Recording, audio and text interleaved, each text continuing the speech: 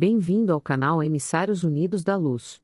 Se você gosta dessa história de experiência de quase morte, considere dar um like e se inscrever no canal. Agora vamos começar com a história.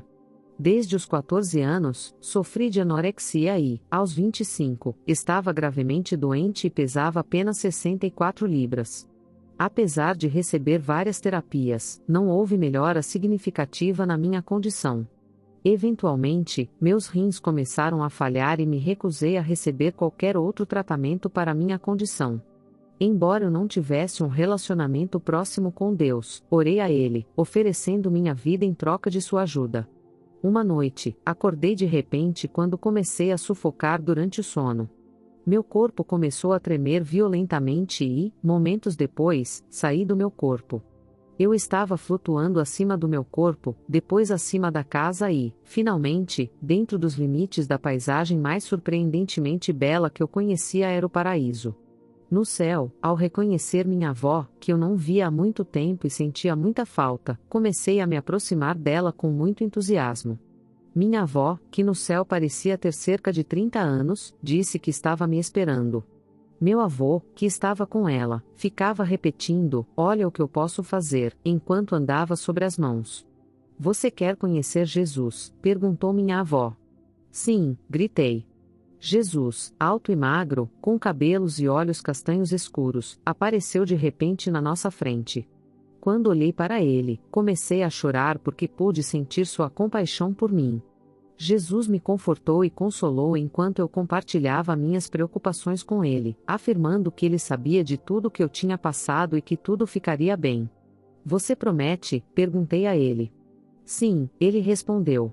Eu disse a ele: "Você é um homem muito bonito", o que fez Jesus rir. Então comecei a rir, e nossa leviandade compartilhada nos fez rir ainda mais. Eu me senti tão sortuda por ter sua atenção completa, especialmente considerando o número de pessoas ao nosso redor. "Volte para sua vida terrena e conte a todos o que você viu e experimentou no céu", disse ele. "Eu contarei", respondi. Jesus então me deu um abraço de despedida que pareceu 1.000.000 de volts de eletricidade passando pelo meu corpo. Enquanto estava sentada na cama pensando sobre minha experiência, me senti desapontada por não estar mais na presença de Jesus e por estar de volta a um mundo onde todos pareciam tão cruéis. Eu ainda conseguia sentir a sensação de eletricidade passando pelo meu corpo desde quando Jesus me abraçou, e consegui dormir novamente. Na manhã seguinte, quando acordei, senti uma fome incomum. Pela primeira vez em 11 anos, comi uma refeição completa sem sentir nenhum desconforto. Naquele dia era minha consulta marcada com um médico, que me examinou e fez alguns exames. Durante uma consulta de acompanhamento alguns dias depois, fiquei chocado ao descobrir que meus rins estavam saudáveis. "Não consigo explicar sua recuperação milagrosa", disse ele. "Graças a Jesus, meu corpo e minha alma foram curados, e comecei a ganhar peso novamente. 9 anos depois, eu pesava 135 libras, mais que o dobro do que pesava antes da minha EQM. Hoje, não consigo pensar em Jesus sem chorar. Sinto-me tão abençoado por ter estado em sua presença, curado por seu toque e por ter experimentado sua imensa compaixão por mim. Nunca experimentei tanta compaixão ou amor em minha vida terrena." Você pode se perguntar por que meu avô estava tão ansioso para que eu o visse andando sobre suas mãos. Embora a experiência tenha sido vívida e real para mim, minha mãe nunca acreditou em mim quando contei a ela sobre meu tempo no céu. Lembrei-me de que Jesus disse para contar a todos, mas levou 9 anos até que eu compartilhasse com alguém.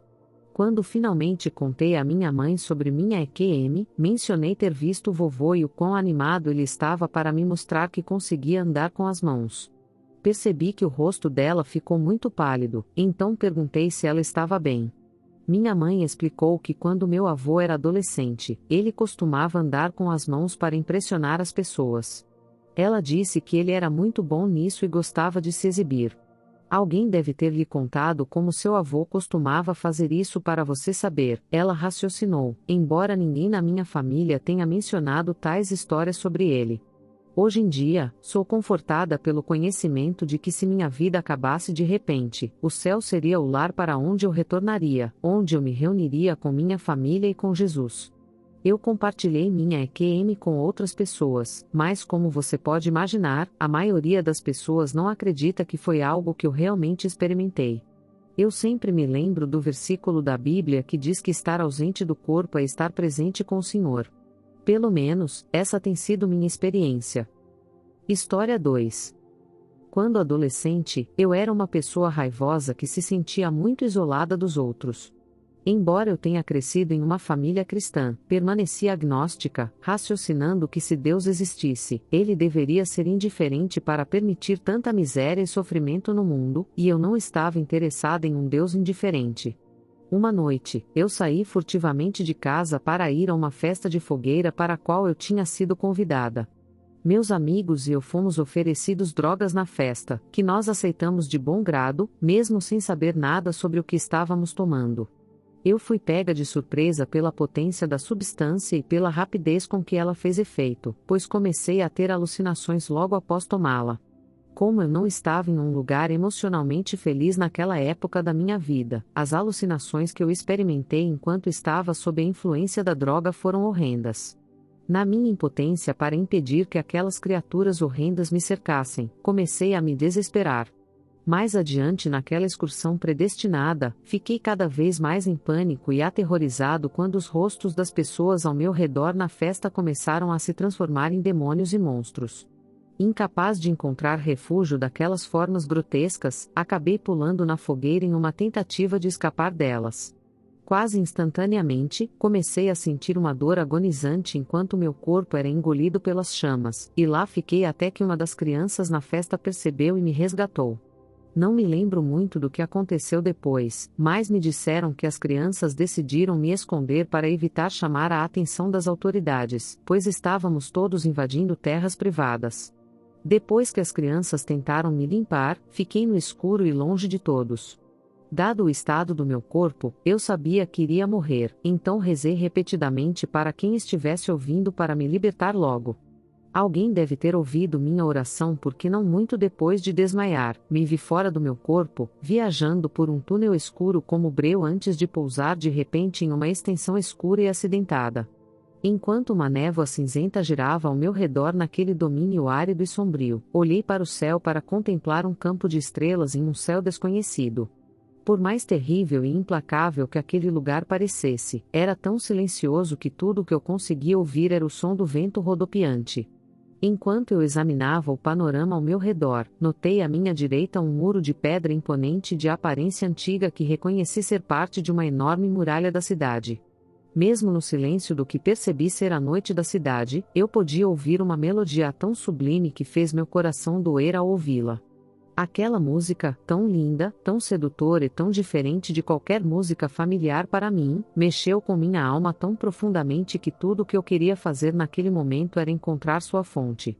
Mesmo agora, quando me lembro da melodia que personificava um amor e uma esperança tão exaltados e tão eminentes, ainda sinto a mesma elevação, a mesma agitação em meu coração e o mesmo anseio profundo que senti durante a EQM. Foi naquele momento que percebi que poderia ser inteiro em minha solidão. Não sei como, mas de alguma forma eu sabia que estava a anos-luz de distância da Terra. Apesar de estar tão longe, eu ainda podia sentir um resquício da dor que havia experimentado momentos antes, e foi só quando notei a amarra ao meu corpo terrestre, arrastando-se para a esquerda, que entendi o porquê. Sabendo que meu corpo terrestre estava morrendo, fiquei em êxtase com a perspectiva do vínculo ser permanentemente rompido com aquilo que, na minha consciência do corpo espiritual, eu considerava totalmente estranho e detestável. Foi naquele momento que fui abordado por um ser de luz ou um guia. Aquele ser de luz lindo e brilhante que eu não conseguia dizer se era homem ou mulher, irradiava uma inteligência calma, e foi na mortalha de seu esplendor que se tornou irrefutavelmente evidente para mim que Deus realmente existia. Comecei a me encher de raiva enquanto culpava Deus pelos problemas do mundo, especialmente os meus. O guia, no entanto, não reagiu à minha raiva de forma alguma. Em vez disso, ele ficou na minha frente, irradiando calma, aceitação e amor, mas seu profundo estado de paz só me deixou mais irritado. Um tabuleiro de xadrez apareceu de repente onde meus pés estariam. Por quê? Isso é algum tipo de jogo? Uma piada, perguntei enquanto tentava controlar meu temperamento. O guia se comunicou comigo telepaticamente. Você escolhe viver sua vida na Terra e escolhe seu sofrimento, respondeu o guia, palavras que me chocaram até o silêncio. Sou um idiota, escolheria essa vida, disse eu, expressando minha incredulidade. Com minha compostura restaurada, o ser de luz e eu tivemos uma conversa na qual ele respondeu às minhas perguntas. O guia me explicou que somos seres eternos cuja essência é a energia do amor. O crescimento pessoal é mais difícil de ser alcançado dessa forma, no entanto, e é para o crescimento pessoal que escolhemos encarnar na Terra. Ele explicou também que não há limite para o número de vezes que podemos encarnar na Terra. Ele me explicou que enfrentar o desafio de viver no amor e fazer do amor nossa prioridade e a resposta para nossos problemas era nosso teste final e nosso desafio final. O guia explicou que se fizéssemos do amor o foco e a base de cada pensamento, não estaríamos inclinados a criar distinções baseadas em raça, religião, política, dinheiro ou nacionalidade, porque nenhuma dessas coisas importa para alguém que está focado no amor. No estado de consciência da superalma, onde experimentei a unidade com a grandeza que eu, e todos nós, realmente somos, minha vida terrena parecia um tanto trivial, e eu não queria retornar. Eu queria ficar naquele lugar que considerava meu lar, mas o guia continuou me lembrando de minha missão e dever terrestres. Quando o guia mencionou minha missão, experimentei um momento de clareza sobre o que vim à Terra para realizar, e a consciência de minha missão me fez parar. Há crianças que precisam nascer, que você dará à luz, revelou o guia, e ela me lembrou o quanto eu amava meu namorado. Embora suas razões não me satisfizessem totalmente, uma parte de mim ainda desejava retornar e completar minha missão terrena. Pensei em retornar a um corpo danificado e, sentindo minha preocupação, senti meu guia me curando através da corda.